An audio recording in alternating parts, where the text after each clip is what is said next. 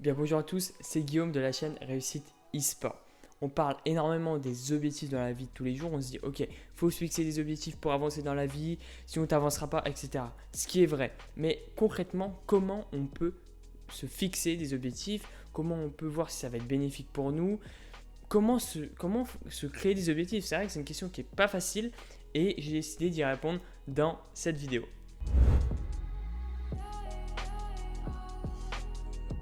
Avant que la vidéo démarre, je te laisse t'abonner à la chaîne YouTube et à lâcher un like et à t'abonner également à mon compte Instagram qui est dans la description. Il y a énormément de contenu sur la motivation des joueurs e-sport que je poste quotidiennement. C'est vraiment tous les jours.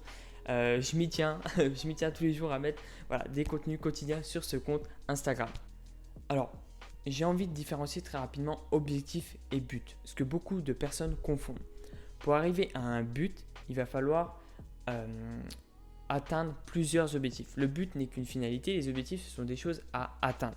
Et ça, c'est ce qu'il faut vraiment comprendre. Par exemple, je ne sais pas, vous souhaitez être le meilleur joueur du monde, ça c'est un but. L'objectif, ça va être par exemple de battre une équipe, puis après de faire du sport tous les matins. Ça, c'est des objectifs. Ne confondez pas but et objectif. Voilà, c'est une petite précision que je souhaitais faire avant de démarrer la vidéo. Alors pour se fixer des objectifs, ça va être très simple. C'est une méthode que j'ai envie que vous reteniez. La méthode, elle s'appelle la méthode SMART. C'est une méthode que j'ai moi-même apprise et même pratiquée. Le premier point, c'est tout simplement de se demander, ok, est-ce que mon objectif est simple? Le S de simple. Ok, ça n'a rien de faire un objectif trop compliqué. Dans ce cas-là, décomposez-le en plusieurs petits objectifs. Sinon, ce n'est pas la peine.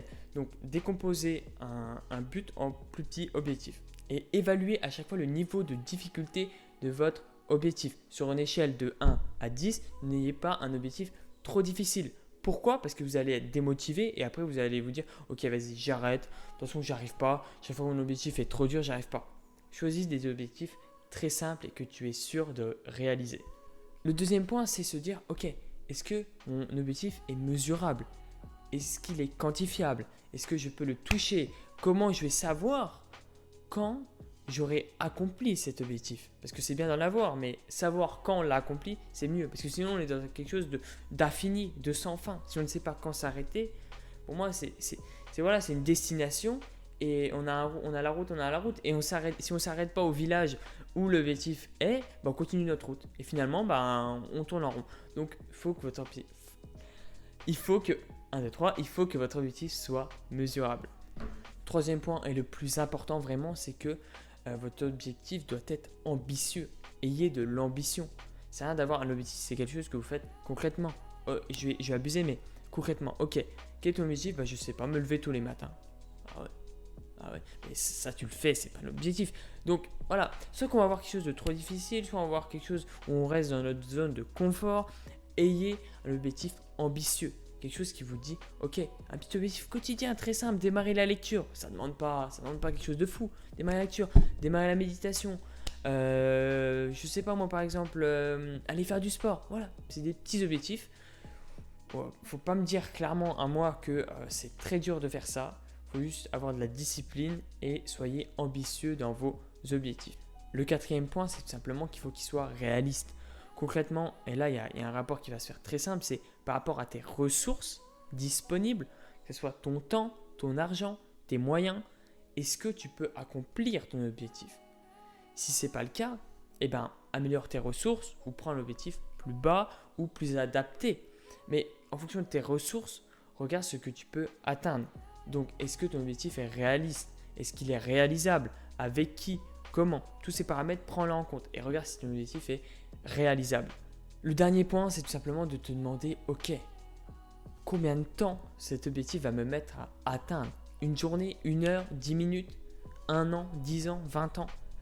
Peu importe. Mais mesurez votre objectif en termes de temps. Voilà, un objectif doit être mesuré par exemple en temps, en argent, par vos moyens, etc. Un objectif ne se définit pas comme ça. Et c'est la méthode que je vous donne dans cette vidéo, qui est la méthode SMART. Et tous les points là, appliquez-les. Donc vraiment, le temps. Combien de temps va me prendre d'accomplir cet objectif? Si tu es encore là dans cette vidéo, c'est que la performance t'intéresse et que tu veux aller plus loin, que tu te fixes des objectifs et que tu es quelqu'un qui veut progresser. Ça tombe bien, tu es comme moi. J'ai réalisé pour toi une vidéo qui s'appelle la vidéo des 5 erreurs fatales des joueurs e-sport. Cette vidéo, elle est offerte, elle est gratuite et tu peux y accéder très simplement avec le lien qui est dans la description. C'est une vidéo que je t'offre et elle est privée. Elle est privée parce que je vais te l'envoyer personnellement dans ta boîte mail. La vidéo est finie, n'hésite pas à t'abonner à mon compte Instagram qui est dans la description, à cette chaîne YouTube, à lâcher un like si la vidéo t'a plu. Moi je te dis à très vite, ciao ciao.